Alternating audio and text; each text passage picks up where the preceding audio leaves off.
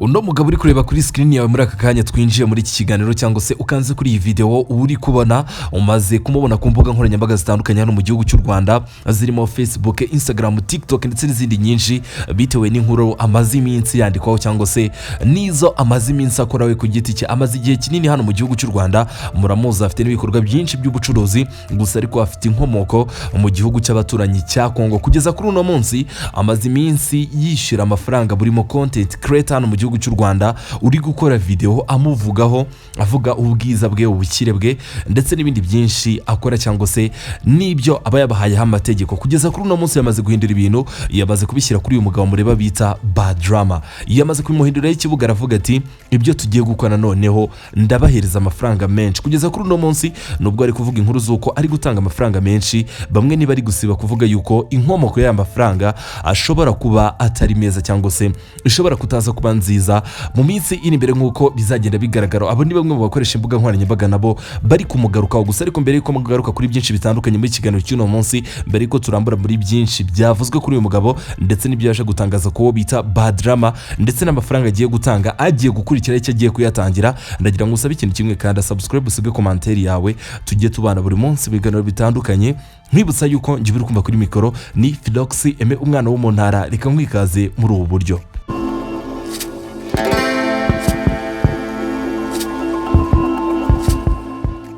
Reka nongere nkwikaze, nongere nkwifurize kugubwa neza. Tubana buri munsi mu biganiro bitandukanye, by'umwihariko wowe wakanze subscribe kuri Philox TV show, wowe udahwema gusiga commentaire, wowe usiga like, wowe twereka yuko tubana, usharinga video nk'izi ngizi kugira ngo zigere ku bandi benshi bakunda story nk'izi ngizi zivugwa muri showbiz hano mu gihugu cy'u Rwanda. Kuri uno munsi n'ubundi ntabwo ndi buze gutinda, nubwo ndi buze guca ku ruhande cyangwa se ngo njye mu bintu byinshi. Kuri uno munsi nyago twiganire ko bita Prophet Joshua.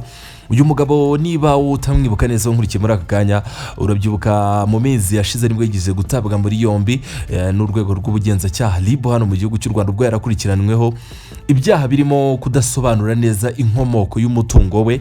Gusa ariko haje gucamo iminsi mike yaza kurekurwa nyuma yuko hakozwe iperereza ndetse hizwe na kuri byinshi bye mu bikorwa bye akora n'ibindi byinshi bitandukanye, biza kurangira no mugabo atashye. Ubwo ndagira ngo mu kwibutse neza cyane, uyu ni Prophet Joshua nanone wamamaye mu nkuru. Urabyibuka ubwo bita Platini ndetse na Neringabo baronshingaga album bita Vibranium, n'umwe mu bagabo bemeye ko agomba gutanga miliyoni zigera kuri 5. Gusa ariko nyuma byaje kubasaga nini cyane ndetse biza no guteza impaka kuri izo mbuga nkoranyambaga nari ngarutseho, nyuma yuko ano mafaranga yaje kuvuga yuko adashobora kuyatanga bitewe n'uburyo batamenye agaciro ke cyangwa se batanamwubashye.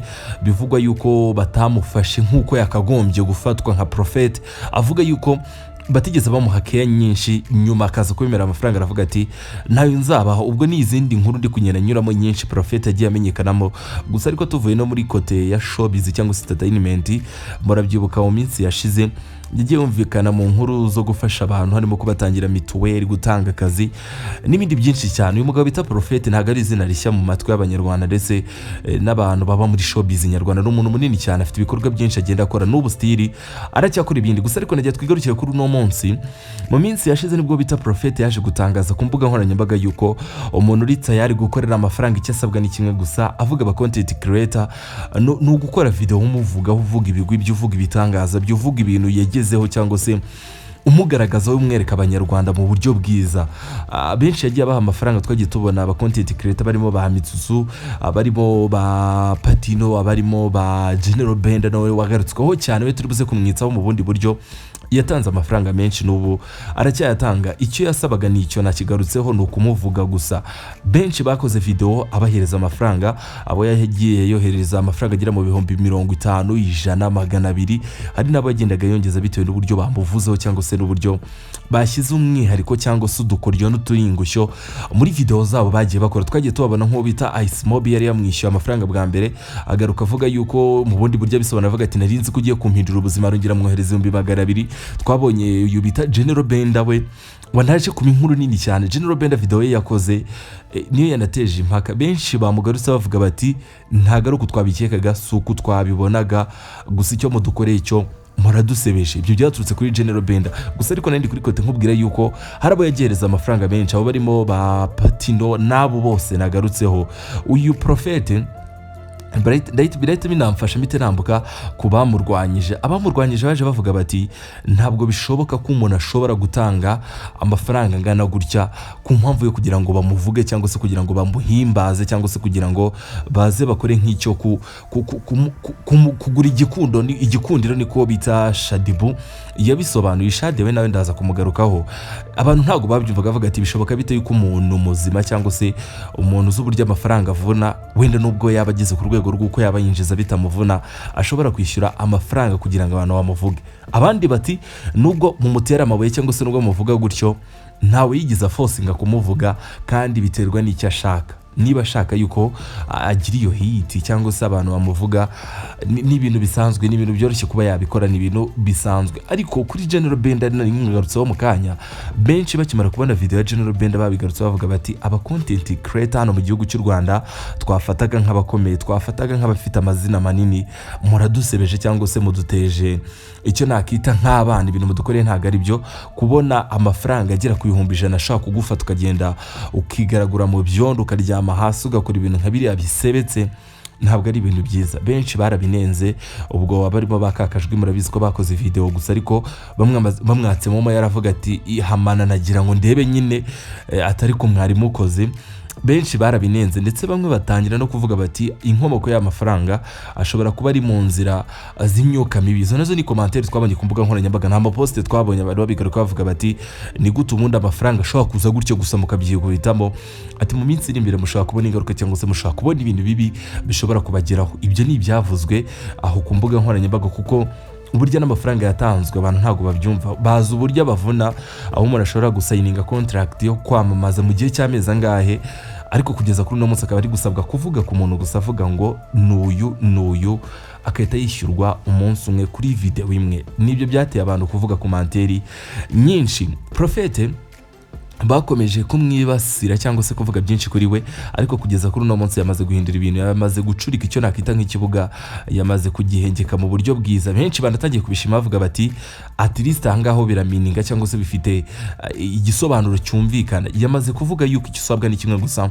no gukora video uri guhukuraho bita bad drama, icyo wagisoza ubundi bakagukandira nkuko yita ATM machine cyangwa se Western Union n'andi mazina menshi ajyanye n'ahantu haturuka amafaranga. Avuga ati icyo usabwa ni kimwe gusa, no kuvuga bad drama mu hukuri, ikindi ukaripotinga account ye, ubundi mukaza hano nkabakandira akanyenyeri, ubundi amafaranga mukayumva mukayarya, amafaranga yo mu kire bita Prophet Joshua, utagamije kugira ngo yihimbaze. Yamaze guhindura ibintu, aravuga ati ntago none usabwa kumvuga, just go and make video uvuga ko bita bad drama mu hukuru. Mwibutsa yuko igihugu cy'u Rwanda nta mikino cyangwa se tuba turi mu bihe byiza cyangwa se duhora turi mu bintu byiza, ntago tuba dufite guhanga amaso abantu baza kurwanya ibyo twagezeho n'ibyo twakoreye mu myaka myinshi itandukanye. Benshi bati urakoze cyane. Muri commentaire zirenga 80 nkora ino video nabonye benshi abigaruka bavuga bati ubundi Profeta aho ndakwemeye, icyo washakaga hiti wamaze kwikuramo, ariko naka kantu bawongeyemo ko kuvuga uti mugende mumfashe no muntu nawe tumuhukura amenye abanyarwanda amenye igihugu cy'u Rwanda ko nta mikino.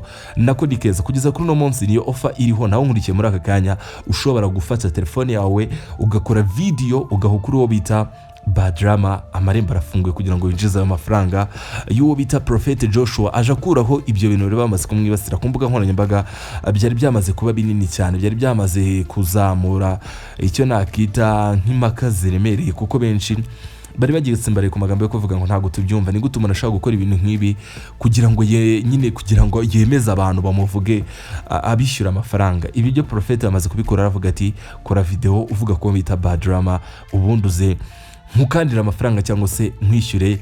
Ibyo birangira kugeza kuri uno munsi niyo nkuri hari yo bita yo bita Prophet Joshua ndetse no bita bad drama hano mu gihugu cy'u Rwanda. Icyo ngusaba ni kimwe gusa, kandi subscribe, usige commentaire yawe, tujye tubana buri munsi. Nkwibutsa yuko ngiye kukugezaho zino nkuru ni Philox umwana w'umuntu. Reka nkusigiremo aka kantu k'ubwenge. Wowe ufite imodoka, wowe ushaka imodoka, dere video ukwiye kumva, dere video ukwiye gushyiraho umutima ugakuramo byinshi bikwigisha.